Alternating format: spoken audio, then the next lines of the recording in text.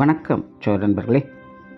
பிழைப்புக்காக எல்லா ஜீவராசிகளுமே ஏதாவது ஒரு வேலைகளை செஞ்சுட்டு தான் இருப்பாங்க.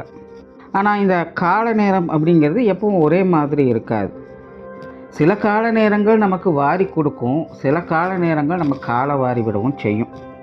ஆனால் சில கால நேரங்கள் கொக்கு மாதிரி அமைதியாக இருந்து இரையை பிடிக்கணும்.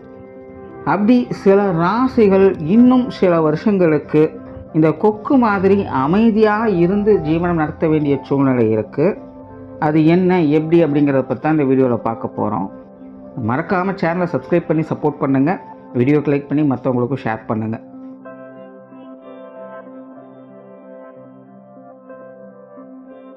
கடகராசி கடக லக்னம் இவங்களை பொறுத்த வரைக்கும் கெரியர் ரிலேட்டடாக பெருசாக பிரச்சனை அப்படின்னு சொல்கிறதுக்கு இல்லை. ஆனாலும் இவங்களை பொறுத்த வரைக்கும் இவங்க கொஞ்சம் கேர்லெஸ்ஸாக இருப்பாங்க அப்படின்னு சொல்லலாம். அதனால் நிறைய விஷயங்களை கோட்டை விடுவதற்கு வாய்ப்புகள் இருக்குது. நிறைய விஷயம் பார்த்திங்கன்னா தானாகவே தட்டி போகும். இவங்க எதிர்பார்க்க மாட்டாங்க, அல்லது இவங்க வேணும்னு எதையும் செய்யவும் மாட்டாங்க. ஆனால் அது தானாகவே நடக்கும். ஆனால் அப்போவும் அந்த சூழ்நிலையும் இவங்க கொஞ்சம் கேர்லெஸ்ஸாக தான் இருப்பாங்க. எதுவுமே அப்போதைக்கு புரியாது. முடிஞ்சு போனதுக்கப்புறம் ஐயோ இதுதானா, நம்ம அப்போவே இது தெரிஞ்சிருந்தால் பண்ணியிருக்கலாமே, அப்போவே தெரிஞ்சிருந்தால் சுதாரிச்சிருக்கலாமே அப்படிங்கிற மாதிரி யோசிக்க ஆரம்பிப்பாங்க. ஸோ கடகராசி கடக லக்னக்காரங்க கேர்லெஸில் கொஞ்சம் கவனமாக இருங்க, குறிப்பாக கரியர் ரிலேட்டடாக. ஏன்னா ஆல்ரெடி கடகராசி கடக லக்னக்காரங்களுக்கெல்லாம் பார்த்திங்கன்னா இந்த கரியர் ரிலேட்டடாக நிறைய அலைச்சல்கள், டென்ஷன்கள், அப்புறம் அந்த தண்டச்செலவுன்னு சொல்லக்கூடிய விஷயங்கள்லாம் அதிகமாக இருக்கும்.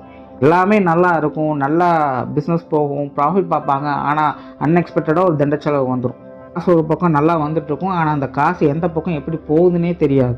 அப்படிங்கிற மாதிரி இந்த கடகராசிக்காரங்க கடக லக்னக்காரங்க எல்லாருமே இந்த கெரியர் ரிலேட்டடாக கிடைக்கக்கூடியதில் ஒரு ஸ்டெபிலிட்டியே இல்லாமல் அவங்க சிக்கலில் இருப்பாங்க.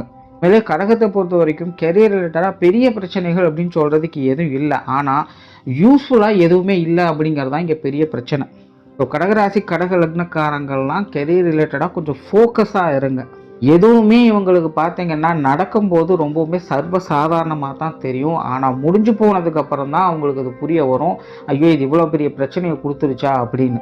அதனால் இந்த கடகராசி கடக லக்னக்காரங்களாம் இந்த தேவையில்லாத வேலைகளை இதை செய்கிறேன் அதை செய்கிறேன்னு ட்ரை பண்ணி தேவையில்லாமல் டைமை வேஸ்ட் பண்ணுறது, வெட்டி செலவு பண்ணுறது, இல்லை நான் முன்ன பின்ன தெரியாத விஷயங்களில் போய் தலையிடுறது, ஒரே வேலையை திரும்ப திரும்ப டைம் பாஸ்க்காக செய்கிறது, இந்த மாதிரி விஷயங்கள்லாம் கொஞ்சம் அவாய்ட் பண்ணிட்டு கொஞ்சம் ஃபோக்கஸாக இருக்க ட்ரை பண்ணுங்கள். ஏன் இங்கே திரும்ப திரும்ப ஃபோக்கஸாக இருங்கன்னு சொல்கிறேன்னா, மற்ற ராசி லக்னங்களுக்கெல்லாம் பார்த்திங்கன்னா கெரியர் ரிலேட்டடாக பிரச்சனைகள் அப்படிங்கிறது இருக்குது. ஆனால் அதுக்கு தகுந்த மாதிரி சில நேரங்களில் அவங்களுக்கு திடீர் அதிர்ஷ்டம் யோகம் அப்படிங்கிற விஷயங்களை கொஞ்சம் நாளைக்காக கொடுத்துட்டு போகும். ஆனால் கடகத்தை பொறுத்த வரைக்கும் பெரிய அளவில் பிரச்சனை அப்படின்னு சொல்கிறதுக்கு எதுவும் இல்லை. ஆனால் அதே நேரம் இந்த திடீர் அதிர்ஷ்டம் யோகம் அப்படிங்கிறதும் இவங்களுக்கு வேலை செய்யாது. அதனால் இவங்களை பொறுத்த வரைக்கும் இருக்கிறத வச்சு தான் எல்லாத்தையுமே சமாளிச்சாகணும். அதனால் கெரியர் ரிலேட்டடாக ஃபோக்கஸ் ஆகிறங்க. அம்மா அதை செய்கிறேன் இதை செய்கிறேன் ட்ரை பண்ணி போய் எதிலையும் போய் மாட்டிக்காதீங்க. நன்றி, வணக்கம், வாழ்க வளமுடன்.